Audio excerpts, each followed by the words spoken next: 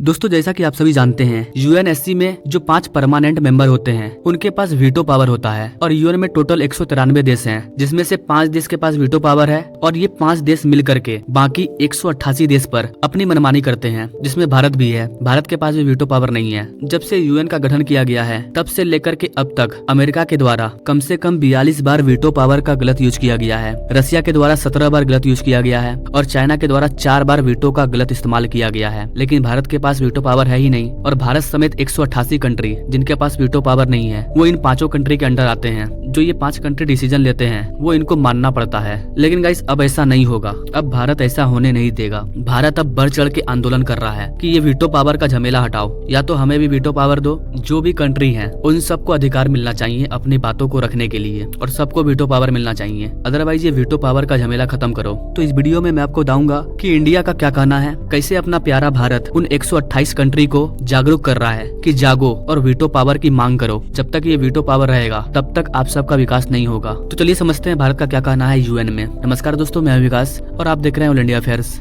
इस पर कई आर्टिकल छपे हैं। भारत की जो यूएनएससी में सपोर्टर है श्री रुचिरा कंबोई, इनके द्वारा ये कहा जा रहा है कि आखिर कब तक 128 देशों के डिसीजन को ये 5 कंट्री लेंगे। इनका कहना है कि यूएनएससी में पावर का इम्बैलेंस बना हुआ है। यूएनएससी के जो 5 परमानेंट मेंबर है वो टोटल 128 मेंबर यानी कि 128 देशों की बातों को इग्नोर करते हैं, एक तरह से उनके वॉइस को ओवरराइड करते हैं। इनका कहना है कि ये एक तरह का ऐतिहासिक अन्याय है। इनका कहना है कि क्या अंतर्राष्ट्रीय समुदाय चुनिंदा विस्तार के माध्यम से मौजूदा असमानताओं को कायम रखना चाहते हैं या ऐतिहासिक अन्याय को दूर करने के लिए व्यापक सुधार करना चाहते हैं। देखिए गाइस, यहाँ सिंपल यही कहा जा रहा है कि यूएनएससी में जो 5 मेंबर के पास वीटो पावर है वो अपने वीटो पावर का गलत यूज करते हैं। बाकी जो 128 कंट्री हैं उनको भी वीटो पावर दिया जाए या उनको मौका मिले कि वो अपने बातों को रख सके। इनफैक्ट भारत को वीटो पावर मिलना चाहिए। गाइस, यूएनएससी का मैं अगर आपको थोड़ा सा इतिहास बताऊं, जब यूएनएससी का गठन हुआ था 1945 में यूएन का गठन किया गया था। उस टाइम अपना भारत गुलाम था, लेकिन उसके बाद भी भारत यूएन का जाकर के सदस्य बन गया कि जब हम आजाद हो जाएंगे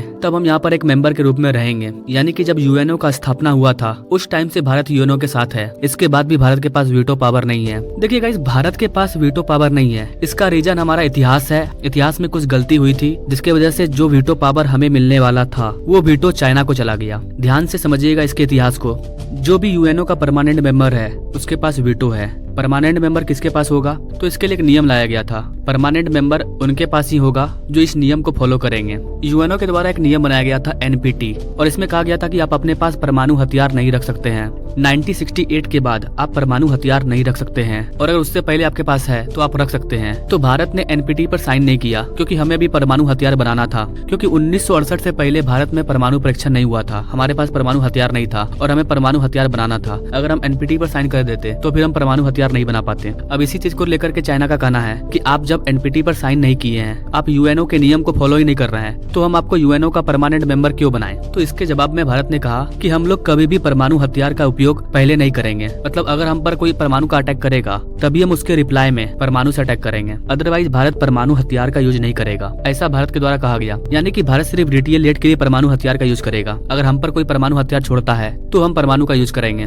भारत ने सिंपल कहा कि हम परमाणु हथियार सिर्फ अपने सेल्फ डिफेंस के लिए रखे हैं कि कल को हम पर कोई अटैक ना कर दे। इसके बाद भारत ने यह भी कहा कि अगर पूरी दुनिया अपने देश से परमाणु हथियार हटा देगी, दुनिया के जिस भी देश के पास परमाणु हथियार है, अगर वो अपने परमाणु हथियार को हटाती है तो हम भी हटा देंगे। लेकिन ऐसा तो कोई करेगा नहीं। अच्छा, नियम सिर्फ इंडिया के लिए है। फ्रांस भी एनपीटी पर साइन नहीं किया है, लेकिन फ्रांस यूएनओ का परमानेंट मेंबर है। यानी कि भारत के लिए नियम है और कंट्री के लिए नियम नहीं है। वाह। इसके बाद एक और नियम है सीटीबीटी। इसके तहत कोई भी देश एक बहुत बड़ा परमाणु का परीक्षण नहीं कर सकता है। भारत ने इस पर भी साइन नहीं किया था। तो इन सब रीजन की वजह से भारत को यूएनओ में परमानेंट मेंबर, परमानेंट सीट नहीं मिला। तो अभी क्या हो रहा है कि जो देश यूएनओ के परमानेंट मेंबर है, जिनके पास वीटो पावर है, वो इसका मिसयूज कर रहे हैं। तो अब सवाल आता है कि इसको कैसे रोका जाए। तो गाइस, इसका एक ही इलाज है। यूएनओ में 188 कंट्री ऐसे हैं जो उसके परमानेंट मेंबर नहीं है। अगर वो सब मिल करके एक हो जाएं और बोले कि यूएनओ से वीटो पावर हटाओ, या तो हम सबको वीटो दो या तो फिर इसे भंग कर दो, इसका कोई मतलब नहीं है। पाकिस्तान ने जो भारत के पीओके पे कब्जा किया है वो भी यूएनओ की वजह से रुका हुआ है, वरना हमारे पास वीटो पावर रहता ना तो वो पोक जो कि भारत का है वो भारत भारत में आ गया होता, लेकिन अगर हम ऐसा करते हैं तो चाइना वीटो पावर लगा देगा। वीटो एक बहुत बड़ा पावर है,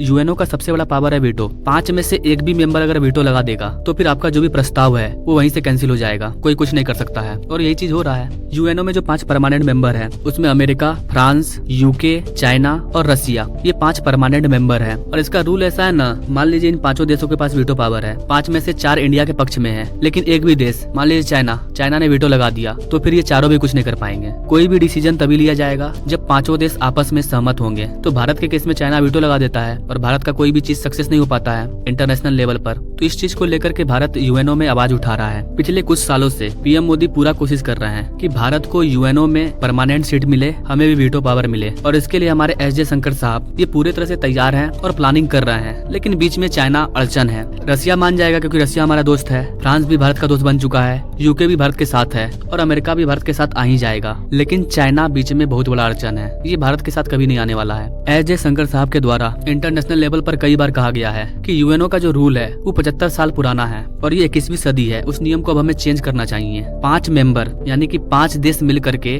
बाकी के 128 देश के डिसीजन को कैसे ले सकते हैं। इनफैक्ट भारत के द्वारा ये तक कहा गया है अगर यूएनओ में सुधार नहीं होगा उसके नियमों में तो हम यूएनओ को बंद करवा देंगे। इसके जो भी मेंबर है वो इससे बाहर हो जाएंगे। और भारत सिर्फ अपने लिए नहीं बोल रहा है, भारत कई कंट्रियों की ओर से बोल रहा है, उन लोगों को समझाने का प्रयास कर रहा है। भारत का ये भी कहना है कि एटलीस्ट अफ्रीका के पास तो वीटो पावर होना ही चाहिए। उतना बड़ा अफ्रीका है और वहाँ के एक भी ऐसे देश नहीं है जिसके पास वीटो पावर है, तो उन एरिया का विकास कैसे होगा। टोटल 188 देशों में से 4 कंट्री ऐसे हैं जो यूएनओ का परमानेंट मेंबर बनना चाहते हैं, जिसे G4 कहते हैं, जिसमें इंडिया, जर्मनी, जापान और ब्राजील शामिल है। और ये चारों देश यूएनओ का परमानेंट मेंबर बनना चाहते हैं। देखिए गाइस, इसका कैलकुलेशन ये निकलता है कि अगर यूएनओ में सुधार नहीं होता है तो आने वाले टाइम में जैसे जैसे कंट्री डेवलप होंगे वो यूएनओ के कोई भी डिसीजन को नहीं मानेंगे और ये जो ऑर्गेनाइजेशन है ये अपने आप खत्म हो जाएगा। क्योंकि भारत कब तक चाइना का सुनेगा। इसलिए भारत इंटरनेशनल लेवल पर कई कंट्रियों से मिल रहा है और अपनी पकड़ को मजबूत कर रहा है। और भारत उन सारे देशों का मदद भी कर रहा है ताकि इंटरनेशनल मुद्दे पर कोई भी बात हो तो वो लोग भारत के पक्ष में आए। और जहाँ तक मुझे लगता है कि ये यूएनओ का झंझट खत्म करना चाहिए, इसको भंग कर देना चाहिए और फिर से गठन तैयार करना चाहिए।